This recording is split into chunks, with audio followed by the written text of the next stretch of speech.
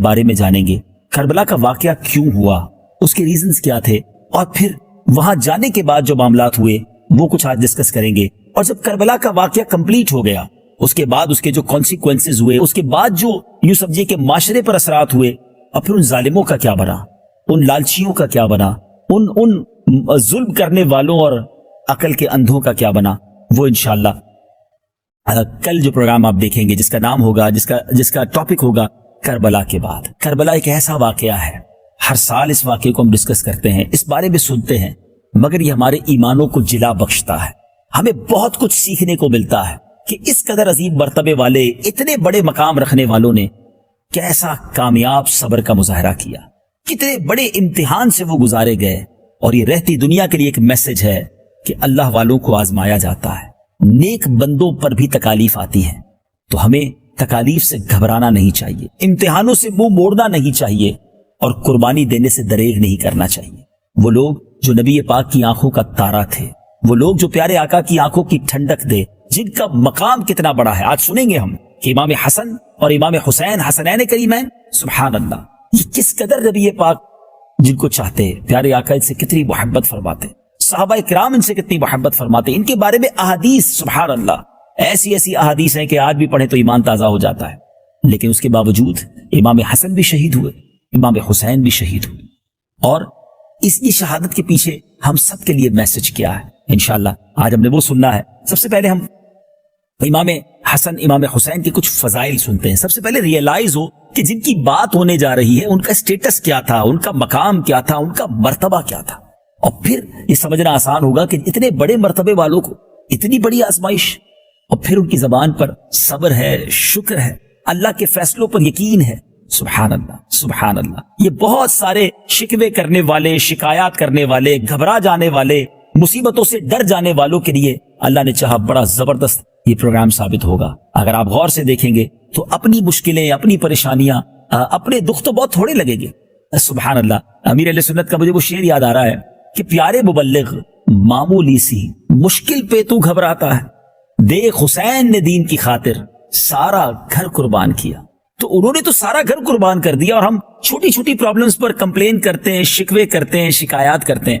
ایسا نہیں ہونا چاہیے۔ ایک طرف تو اپنے آپ کو اہل بیت کا غلام کہتے ہیں، پنجتن کا غلام کہتے ہیں، امام حسین کا چاہنے والا کہتے ہیں، ہمارے گھر میں نیاز بھی بنتی ہے، ان کے لیے فاتحہ بھی ہوتی ہے اور ہونی چاہیے، لیکن صرف نیاز کرنا، صرف فاتحہ دے دینا ہی حسینیت نہیں ہے نا، صرف اہل بیت سے محبت اسی چیز کا نام نہیں ہے، ان کے نقش قدم پر چلنا۔ بہت کچھ آج انشاءاللہ اللہ نے چاہا آپ سنیں گے۔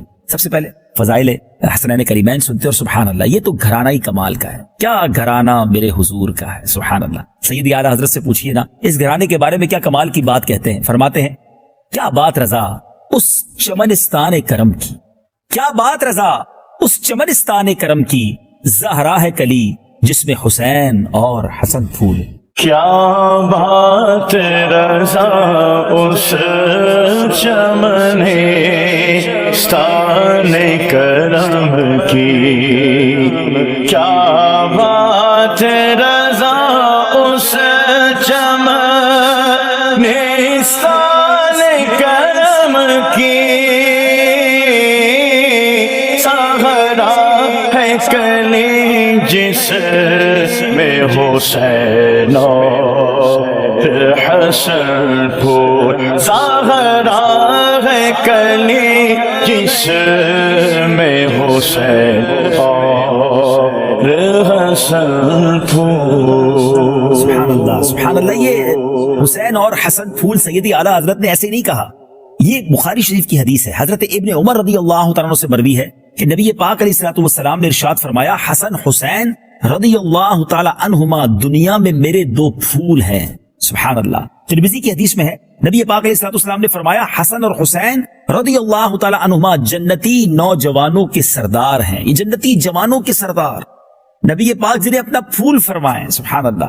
ابن سعد نے عبداللہ ابن زبیر رضی اللہ تعالی عنہ سے روایت کی کہ پیارے آقا علیہ الصلوۃ والسلام کے اہل بیت میں پیارے آقا علیہ الصلوۃ والسلام کے ساتھ سب سے زیادہ مشابہ اور نبی پاک کو سب سے پیارے امام حسن رضی اللہ تعالیٰ عنہ تھے۔ وہ کہتے ہیں میں نے دیکھا کہ پیارے آقا علیہ الصلوۃ والسلام سجدے میں ہوتے اور یہ والا شان صاحبزادے آپ علیہ الصلوۃ والسلام کی گردن مبارک یا پشت مبارک پر بیٹھ جاتے، تو جب تک یہ اتر نہ جاتے پیارے آقا علیہ الصلوۃ والسلام اپنا سر مبارک نہ اٹھاتے. میں نے دیکھا کہ نبی پاک علیہ الصلوۃ والسلام رکوع میں ہوتے تو ان کے لیے اپنے قدمین کو اتنا کشادہ کر دیتے کہ یہ اس کے درمیان سے نکل جاتے. سبحان اللہ. پیارے آقا سے چہرے میں مشابہ، نبی پاک کی شکل مبارک سے، جس کو آپ کہیے کہ نبی پاک کے ہم شکل کے جو قریب تھے، حضرت امام حسن رضی اللہ تعالیٰ.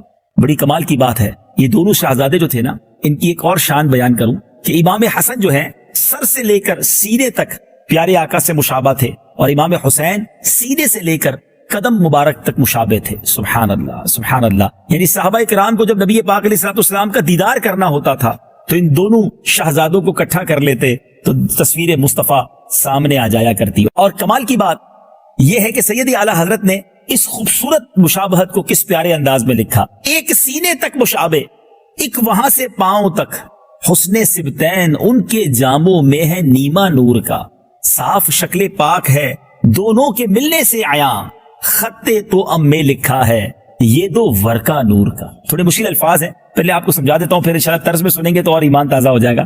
آپ لکھتے ہیں کہ جب یہ دونوں ملتے ہیں نا، پہلے لکھتے ہیں ایک سینے تک مشابہ، یعنی سر سے لے کر سینے تک امام حسن، اور دوسرے ایک یہاں سے پاؤں تک امام حسین رضی اللہ تعالیٰ عنہ.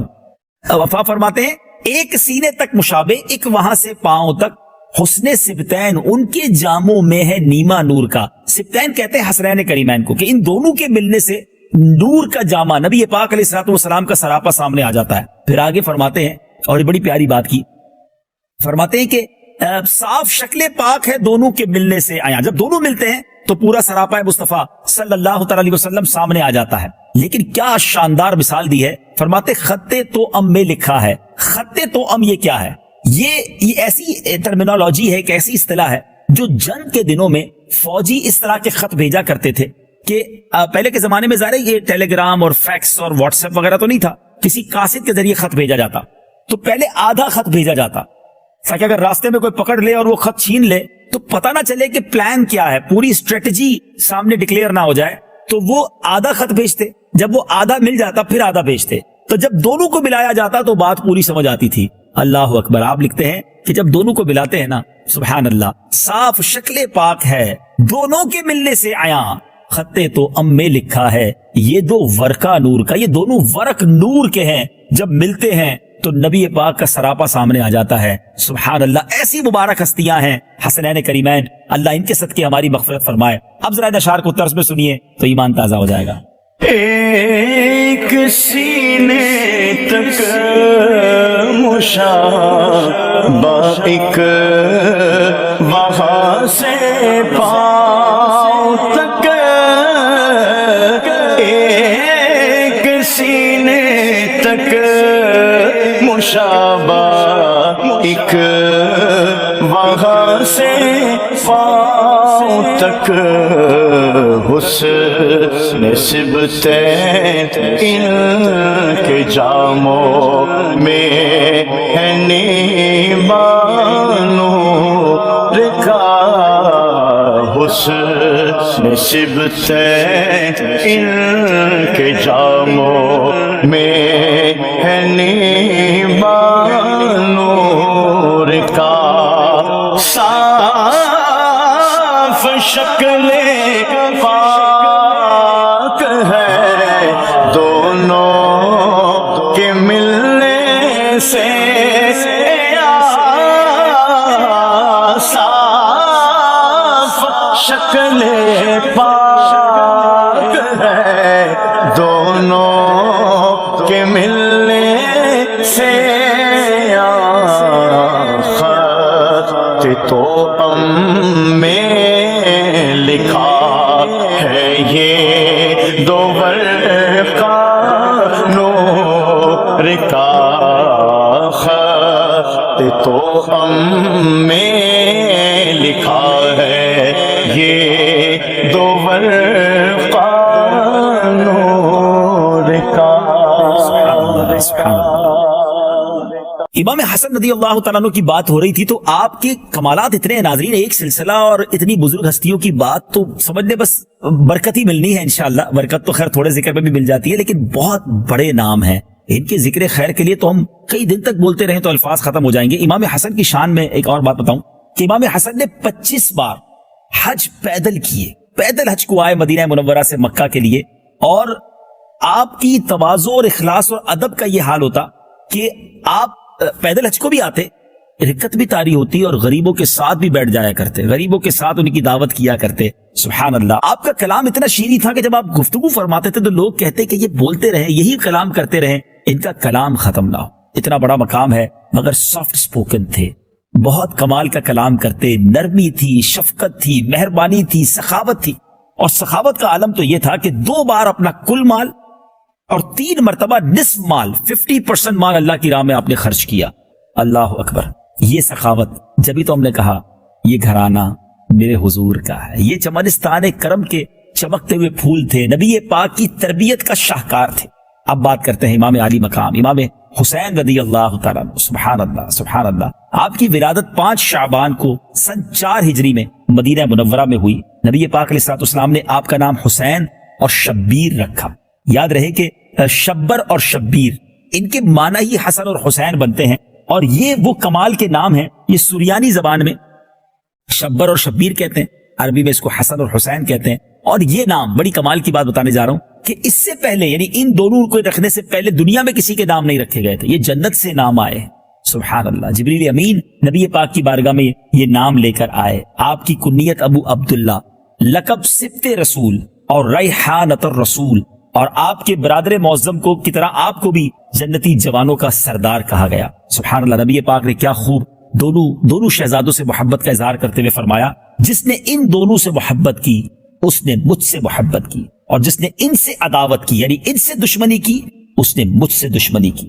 اللہ اکبر. پھر کیوں نہ ساری دنیا کے عاشقان رسول اہل بیت سے محبت کا اظہار کریں، اور ان سے تو ہمیں بے حد پیار ہے. جو آقا کی آنکھوں کے تارے ہیں وہ ہمارے سر کے تاج ہیں. سبحان اللہ. وہ شاعر کہتے ہیں نا کہ میں تو پنجتن کا غلام ہوں، مجھے عشق ہے تو حسین سے. میں تو پنجتن کا غلام ہوں، میں تو پنجتن کا غلام ہوں، میں مرید خیر الانام ہوں، میں مرید خیر الانام ہوں، میں تو پنجتن کا غلام ہوں، میں تو پنجتن کا غلام ہوں. مجھے عشق ہے تو خدا سے ہے، مجھے عشق ہے تو رسول سے، مجھے عشق ہے تو علی سے ہے، مجھے عشق ہے تو حسن سے ہے، مجھے عشق ہے تو حسین سے.